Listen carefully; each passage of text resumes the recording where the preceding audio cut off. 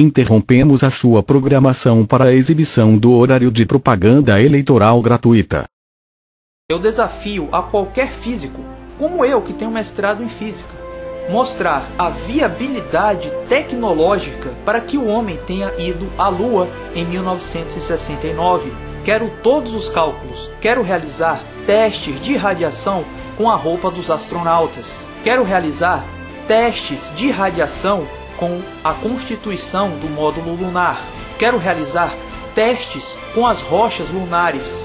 Como cientista, eu exijo mais transparência e clareza em relação às fotos e vídeos das missões Apollo. Eu quero ver o módulo lunar se acoplar no módulo de comando em plena órbita. Eu quero ver.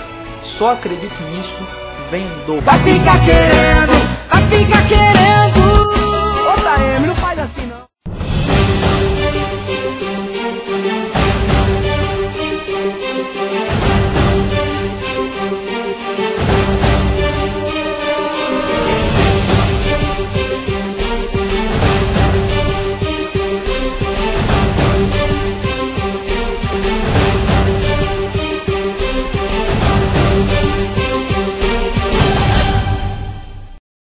Fala galera da bola molhada giratória, tudo beleza? Aqui é o Globalista 2.0.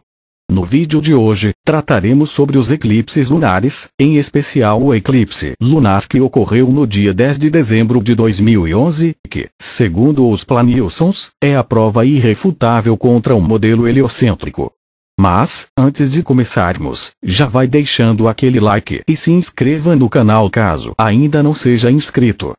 Segundo os Planilsons, este vídeo gravado por um cidadão americano, no dia 10 de dezembro de 2011, nos apresenta um eclipse lunar, que, aparentemente, seria impossível de acontecer caso o modelo heliocêntrico realmente estivesse certo.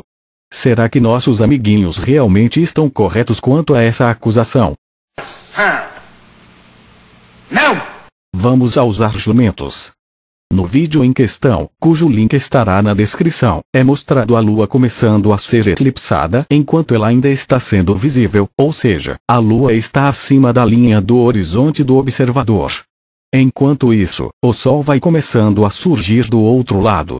Com isso, os Planilsons alegam que, caso um eclipse lunar fosse causado pela sombra da Terra na Lua, seria impossível este eclipse acontecer, pois tanto o Sol quanto a Lua estão acima do horizonte, portanto não estariam alinhados com a Terra.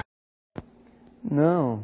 Na verdade, o que ocorre é uma errada interpretação por parte dos terraplanilsons, que em algumas ilustrações, representaram de forma equivocada como um observador enxerga os astros acima da linha do horizonte. Nesta ilustração, por exemplo, para mostrar que tanto a Lua quanto o Sol estão acima do horizonte, o Planilson traça uma linha, representando o horizonte, e coloca ambos os astros no que seria ao lado de fora da linha, indicando que ambos estariam visíveis para um observador naquela região. Acontece, caros amiguinhos, que não é desta maneira que se representa o caso de um observador ver determinado astro mais acima, ou abaixo, no céu. Aliás, até mesmo a representação da linha do horizonte está errada. A linha do horizonte existe, porque, como a Terra é um globo, muitas vezes maior do que nós, a curvatura da Terra intercepta o raio de visão em um determinado ponto. Neste ponto, é formada a linha do horizonte. Ou seja, o horizonte é nada mais, nada menos, do que a curvatura da Terra, limitando o nosso campo de visão, sendo a linha do horizonte esse limite. Tendo isso em mente, devemos entender que representar a linha do horizonte vista de fora da Terra não é conveniente, nem muito sábio de se fazer, pois a formação da linha vai depender do local e altitude do observador em questão. Então, globalista, como devemos representar quando vemos um astro mais acima, ou abaixo, da linha do horizonte? É muito simples. A posição de um astro no céu, em relação à linha do horizonte, está relacionada com a rotação da Terra, em especial, com a direção que a rotação faz com que fiquemos em relação a um astro no espaço. No caso do Sol, por exemplo, para vermos ele na linha do horizonte, seja no nascer, ou, no pôr do Sol, devemos estar localizados exatamente na região do terminador solar, que é a linha que divide a região iluminada e a escura da Terra. Ou seja, para um astro estar na linha do horizonte, o observador deve estar de tal maneira que não esteja voltado diretamente a este astro. Dizendo de forma informal, devemos estar de lado em relação ao astro. Já para o Sol estar a pino, na região mais alta no céu, basta estarmos voltados diretamente para ele. Ou seja, quando um astro está bem acima de nossas cabeças, é porque estamos diretamente apontados para ele. Com isso, podemos constatar que Sol, Terra e Lua estavam sim alinhados no dia 10 de dezembro de 2011. O fato do eclipse começar, ou não, com os astros no horizonte, não possui relação com as posições dos astros, e sim, com a direção que o observador está em relação a eles, devido à rotação da Terra.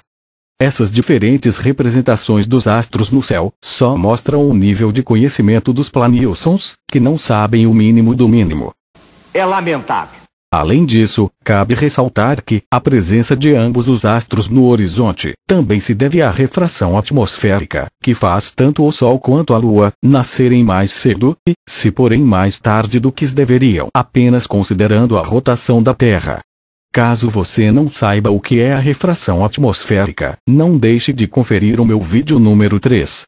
A outra alegação terraplanista para esse eclipse ser impossível no modelo heliocêntrico é o fato do americano registrar a sombra da Terra cobrindo a Lua, começando pela parte de cima, o que não faria sentido, já que a Lua está apenas passando por detrás da Terra. Ou seja, a sombra em um eclipse lunar deveria aparecer sempre pela parte lateral da Lua, como mostra esta animação. Mas o que eles esquecem é que, como a Terra é um globo, a visualização da Lua é diferente para cada região do planeta, de acordo com a latitude de cada localidade, assim como acontece, por exemplo, com as fases da Lua, em que um observador no hemisfério norte enxerga a Lua de forma invertida, em relação a um observador no hemisfério sul. No caso do eclipse lunar, aquela visão da Lua sendo eclipsada pela lateral só vai acontecer, basicamente, para um observador que esteja em um dos polos. Para observadores nas demais latitudes do planeta, a visualização da sombra da Terra passando pela Lua terá uma certa direção. Pegando esta imagem que representa as diferentes observações para determinadas localidades, e pintando uma parte da Lua representando a parte coberta pela sombra da Terra, podemos nós mesmos analisar que cada observador verá o mesmo eclipse de formas diferentes. Não acreditam em mim? Então é muito simples, basta pesquisar vídeos do mesmo eclipse lunar do dia 10 de dezembro de 2011, só que em localidades diferentes.